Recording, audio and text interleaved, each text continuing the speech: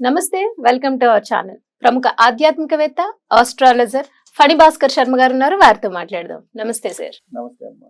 అయితే సార్, జాతకంలో పితృదోషాలు ఉన్నాయి అని చాలా మంది జాతకాలు పరిశీలించినప్పుడు మీరు చెప్తారు కదా, అప్పుడు ఆ పితృదోషాలు ఉన్నప్పుడు వాళ్ళు ఎటువంటి పరిహారాలు పాటించాలండి? సామాన్యంగా ఎవరికైనా జాతకం చూపించుకున్నా పితృదోషం ఉంది అని చెప్తారు, వాళ్ళు ఎటువంటి రెమెడీస్ ఫాలో అవ్వాలంటారు? నమస్తే అమ్మా. నమస్తే. అవునమ్మా, జాతకంలో ఇది మనకి తెలుస్తూ ఉంటుంది. ఒక్కొక్క జాతకం పరిశీలించినప్పుడు మనకి రాహుకేతువులు ఎక్కడ ఉన్నారు ఏంటి అనేది ప్రధానంగా పరిశీలించాలి. అలాగే రవి గ్రహము, శని గ్రహము, ఈ 4 గ్రహాలు ముఖ్యంగా ఇంపాక్ట్ అయితే మనకి తెలుస్తూ ఉంటుంది. మనకి ముఖ్యంగా సింహరాశిలో శని రాహులు ఉన్నారా? సింహరాశి వచ్చేటప్పటికి రాశ్యాధిపతి వచ్చేటప్పటికి రవి అవుతారు. సో ఇక్కడ శని భగవానుడు పడటం, అలాగే మకర రాశి అధిపతి వచ్చేటప్పటికి శని భగవానుడు, అక్కడ రవి రావటము, అలాగే రవి రాహువులు కలిసి ఉండటము, శని రాహువులు కలిసి ఉండటము, ఇట్లా కేతువు రవి, కేతువు శని, ఇలా ఉన్నప్పుడు ముఖ్యంగా మనం జాతకంలో పితృదోషాలు ఉన్నాయి అని మనం చెప్తాం. ఇవి ఏంటయ్యా అంటే ఆకస్మికంగా జరుగుతాయి ప్రమాదాలు. కొంతమంది చూసినట్టయితే 12 సంవత్సరాల్లోపే, అంటే వాళ్ళకి బాలారిష్టాలు అనేవి ఉంటాయి. మళ్ళీ అవి కూడా మనం జాతక పరిశీలన చేయాలి. ప్రతి వ్యక్తి జాతకంలో కూడా మనం పరిశీలన చేసినప్పుడు ఆ వ్యక్తికి ఆ దోషం ఉన్నదా లేదా అనేది మనం క్షుణ్ణంగా 1-2 సార్లు పరిశీలించిన తర్వాతే వారికి ఆ పరిహారం అనేది చెప్పాలి. ఎందుకంటే ఇది శాస్త్రంలో చెప్పింది ఏంటంటే గయాశ్రాద్ధం చేసినట్టయితే మనకి మంచి ఫలితం వస్తుంది అని మనకి బృహత్పరహోరా శాస్త్రంలో చెప్పబడ్డారు. ఈ జాతకం జ్యోతిష్య శాస్త్రానికి ముఖ్యంగా 4-5 మంచి మహర్షులు మనకి చెప్పడం జరిగింది. అందులో పరాశర మహర్షి వారు చాలా అద్భుతంగా చెప్పారు. ఆయన గ్రంథాలన్నింటిలో కూడా మనకి కలియుగంలో ఏది జరిగినా కూడా మనం ప్రిడిక్షన్ ఏది చెప్పినా కూడా పరాశర పద్ధతిలో చెప్తే అది మనకి జరుగుతుంది, సఫలీకృతం అవుతుంది అని చెప్తూ ఉంటాం. మనకి 120 సంవత్సరాలు వింశోత్రి మహర్దశ ఉంది, అది పరాశర వారు చెప్పింది.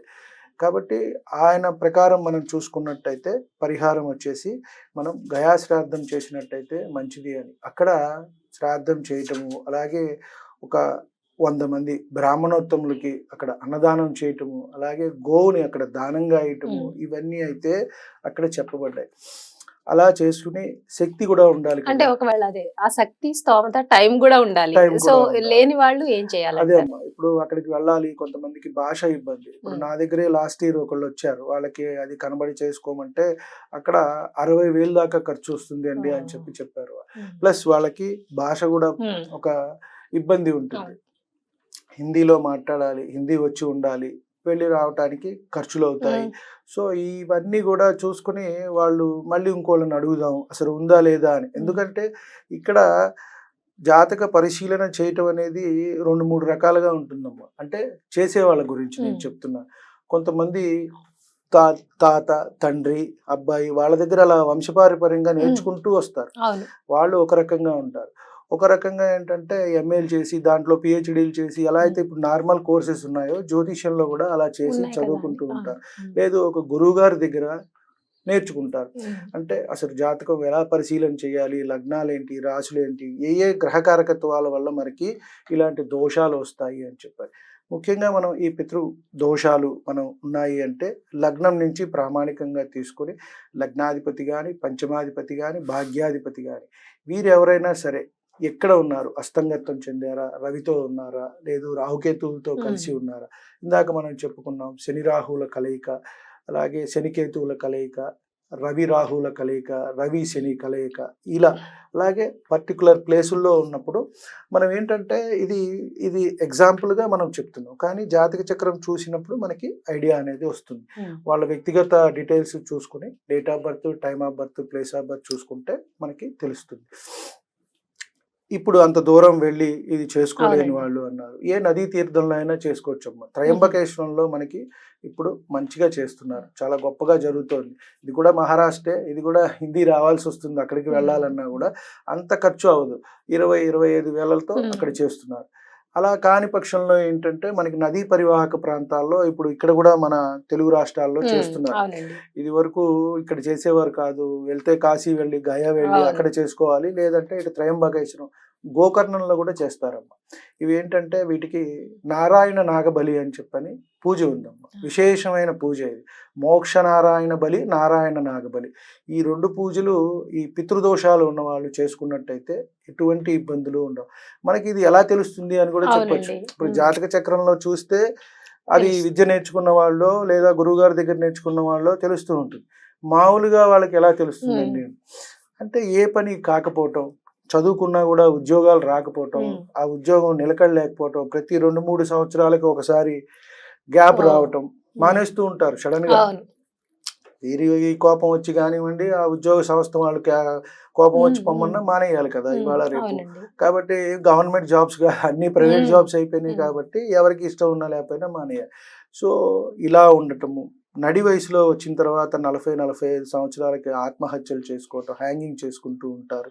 అలాగే రోడ్డు ప్రమాదాలు జరుగుతూ ఉంటాయి, వీటిల్లో కాలం చేస్తూ ఉంటారు. అలాగే వివాహం కాకపోవటం, 40-45 సంవత్సరాలు వచ్చినా కూడా వివాహం కాకపోవటం, వివాహం అయితే సంతానం లేకపోవటం లేదా అన్యోన్యత లేకపోవటం, కలిసి ఉండలేకపోవటం, ఇవి అన్నీ కూడా ఈ కారకత్వాలు అన్నమాట. అన్నీ కూడా మనకి పితృదోషాలు ఉన్నాయి ఆ జాతకంలో అని మనం చెప్పటానికి. ఏదైనా 1-2 అంటే ఆ పర్టికులర్ గ్రహానికి మనం పర్టికులర్ గా చూసుకుని చేసుకుంటాం. కానీ ఇవన్నీ చూస్తే మీకు కనబడుతూ ఉంటాయి. కొన్ని కుటుంబాల్లో మనం చూస్తూ ఉంటే వాళ్ళు అంటారు, మనం చూసి చెప్తాం ఇది. చెప్తే లేదండి మేము ప్రతి సంవత్సరం మా తల్లిదండ్రులకి తిథులకు పెడుతూ ఉన్నాము, అన్నీ చేస్తున్నాం, వాళ్ళకి గతించినప్పుడు అన్ని కార్యక్రమాలు చేసామని. దానికి దీనికి సంబంధం లేదమ్మా.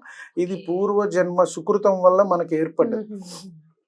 అక్కడ మనకి ఇందాక మనం చెప్పుకున్నాం, గైలో కానివ్వండి, ఇక్కడ త్రయంబకేశ్వరంలో కానివ్వండి, వీళ్ళు ఏం చేస్తారయ్యా అంటే ఈ మోక్ష నారాయణ బలి, నారాయణ నాగబలిలో ప్రత్యేకంగా మీ ఇంటిలో పనిచేసిన వాళ్ళు కానీ వాళ్ళకి ఒకవేళ ఏం జరగలేదు అనుకోండి, అవి ఇబ్బంది పెడతాయి. చిన్న వయసులో గతిస్తారు చూడండి, 8 సంవత్సరాలు 10 సంవత్సరాలు, వాళ్ళకి మనం ఏం చెయ్యం.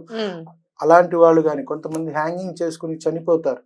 అలాంటివి కానీ కొంతమంది అలా పట్టి తిరుగుతూ ఉంటారు. వాళ్ళ ఆత్మ శాంతించాలి కదా, వాళ్ళకి ఆ పిండ ప్రదానం జరిగి వాళ్ళకి ఆ కర్మలు ఏవైతే మనం 10-11 రోజులు చేస్తామో జరిగితేనే అవి అయ్యి సంవత్సరాలు అయిపోయిన తర్వాతే వాళ్ళు పైలోకాలకు వెళ్తారు. ఇదంతా ప్రాసెస్ ఉంటుంది. కాబట్టి వీళ్ళు అలాగే ఉండి వీళ్ళని ఇచ్చేస్తుంటారు. అంటే వాళ్ళు ఏమిటి వచ్చే వాళ్ళ వంశంలో వాళ్ళని ఇబ్బంది పెట్టాలనా కాదు, నాకు ఎందుకు చేయటం లేదు, నువ్వు నన్ను ఎందుకు పట్టించుకోవటం లేదు, నాకు చేయాల్సిన కనీస ధర్మాలన్నా నువ్వు ఎందుకు చేయలేదు అని వాళ్ళకి గుర్తు చేస్తూ ఉంటారు. కొంతమంది అంటూ ఉంటారు, ఎందుకు వీరు నన్ను బాధ పెట్టేవారు, నేనెందుకు చేయాలి. అది బాధ పెట్టడం కాదమ్మా. మనం కూడా చూడండి, ఉదాహరణకి నా తల్లిదండ్రి గతించారు, ఆ రోజు నేను వారికి ఏమీ చేయలేదు అనుకోండి, వాళ్ళ ఇంటి దగ్గరకు వచ్చి చూస్తూ ఉంటారు, కనీసం వీడు నువ్వులు వదిలి నాకు అర్ఘ్యం వదిలిపెట్టాడా లేదా కనీసం అని చెప్పారు. నేనేం చేయకపోయినా అది చేసినా చాలు. ఒక బ్రాహ్మణుడికి పిలిచి భోజనం పెట్టడము, లేదంటే కాయలు కూరలు నేను దానంగా ఇవ్వటము, అదన్నా చేయాలి. చేయని పక్షంలో ఇలాంటివన్నీ వస్తూ ఉంటాయన్నమాట. ఇవి ప్రత్యక్షంగా చూసే వాళ్ళకే తెలుస్తాయి అమ్మ. కాబట్టి దీనికి గొప్ప పరిహారం ఏంటంటే మనకి మోక్ష నారాయణ బలి, నారాయణ నాగబలి, ఈ 2 పూజలు చేసుకున్నట్టయితే మనకి మంచి జరుగుతుంది. వీటి నుంచి బయటపడతారు. ఏది కావాల్సిన వారికి అది తప్పకుండా 6 నెలల నుంచి సంవత్సరం లోపు డెఫినెట్ గా సిద్ధిస్తుంది. అందుకు నేనే ప్రత్యక్ష ఉదాహరణ. నాకు తెలియక మా గురుగారి దగ్గర తెలుసుకుని ఇది వెళ్ళి నేను త్రయంబకేశ్వరంలో చేసుకున్నాను. అంటే నాన్నగారు ఉన్నారు అప్పుడు చేశారు, వాళ్ళే చేశారు. తర్వాత ఏంటంటే సంవత్సరం తిరిగే లోపు వివాహం అవటం అంతా కూడా జరిగిపోయింది. ఎందువల్ల అంటే అవి లేవు అని మనం అనుకుంటాం, కానీ తప్పకుండా ఉంటాయమ్మా అవి. కాబట్టి గోకర్ణంలో అయినా చేసుకోవచ్చు, కర్ణాటక, అది కూడా నదీ ప్రాంతం. అక్కడికి వెళ్ళలేని వాళ్ళు ఇప్పుడు కృష్ణా నదీ పరివాహక ప్రాంతంలో చేసుకోవచ్చు, గోదావరి పరివాహక నదీ పరివాహక ప్రాంతంలో ఎక్కడైనా ఆ పూజ తెలిసి చేస్తాము అన్న పండితోత్తముల దగ్గరికి వెళ్ళి చక్కగా చేసుకోవచ్చు. జాతకంలో పితృదోషాలు అనేవి తొలగిపోయి ప్రశాంతత అనేది వచ్చి వాళ్ళకి మంచిగా కుటుంబంలో జరుగుతాయి అన్ని. ఇప్పుడు నేను ఏదైతే ఇబ్బందులు పడతాయి అన్నానో అక్కడి నుంచి ఒక్కొక్కళ్ళు బయటపడి చక్కగా ఉంటారు. రైట్ అండి. నిజంగా పితృదోషాలతో అనేక సమస్యలతో బాధపడుతూ ఉంటారని చెప్పారు. సో ఆ సమస్యలు ఉన్న వాళ్ళు ఒకసారి జాతక పరిశీలన చేయించుకుని పితృదోషాలు ఉన్నాయి అంటే గనక మీరు చెప్పినట్లుగా ఆ పరిగా చెప్పారు మీరు. తప్పకుండా చాలా చక్కగా వివరించారండి. ధన్యవాదాలు. నమస్తే.